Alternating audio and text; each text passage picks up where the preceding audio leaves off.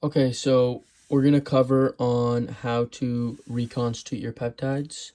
All you'll need is a U100 1 ml 30 gauge needle. You're going to need your alcohol wipes, and then you're going to need your peptide and backwater. Today we're covering on how to reconstitute your TB500, but you can still use this as a general guide on how to reconstitute your other peptides. One thing to take into consideration is every peptide uses a different amount of backwater.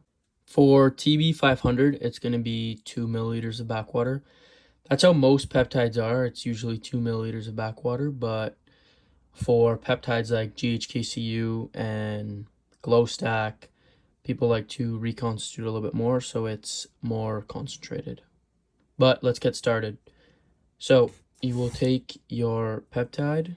You're gonna pop off this top part, and then you will take your backwater, and you'll also have to do the same, but this one I've already been using for my other peptides. You're going to take your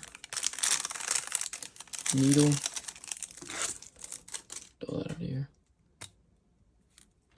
take off these two stoppers, and then you're going to take your backwater. Most of these vials are pretty air deprived, so just to make it easier, especially since we're using the smaller syringe, smaller needle for reconstitution, I always like to just add some air in there just so it's easier to pull out your backwater and it's quicker. So as I said, for the TB500, we are going to do the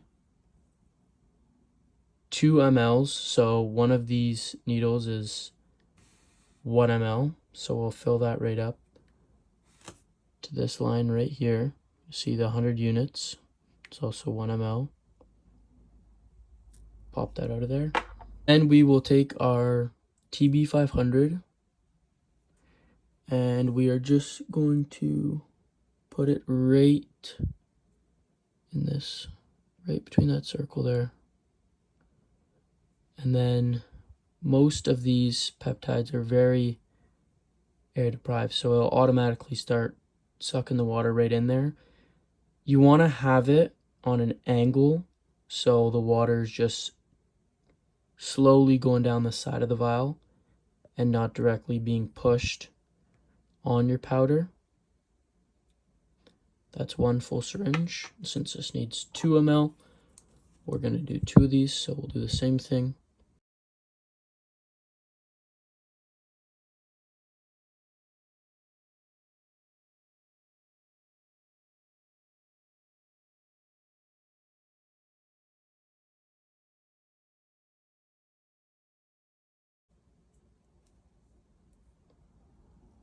Just slowly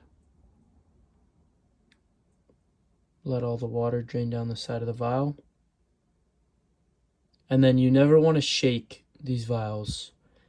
You want to be very gentle with your peptides just because they are a short chain of amino acids and you want to be careful with them. You don't want to shake them around. Peptides are expensive. So once you've put all your water inside of your peptide, you just want to kind of slowly roll it in your hands, unless it's already all dissolved, but you want to just be gentle with them to reduce any foaming.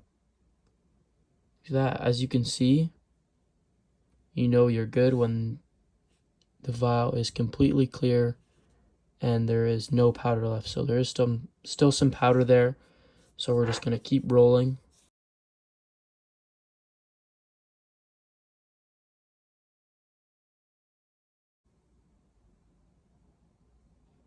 Now that you see it's fully clear, you know you're good.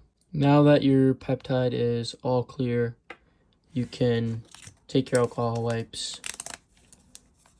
You can also do this before you put your backwater in your peptide. I just forgot to do that, but it doesn't really matter. You'll take top of your vial and just Wipe it all off, make sure it's sterile.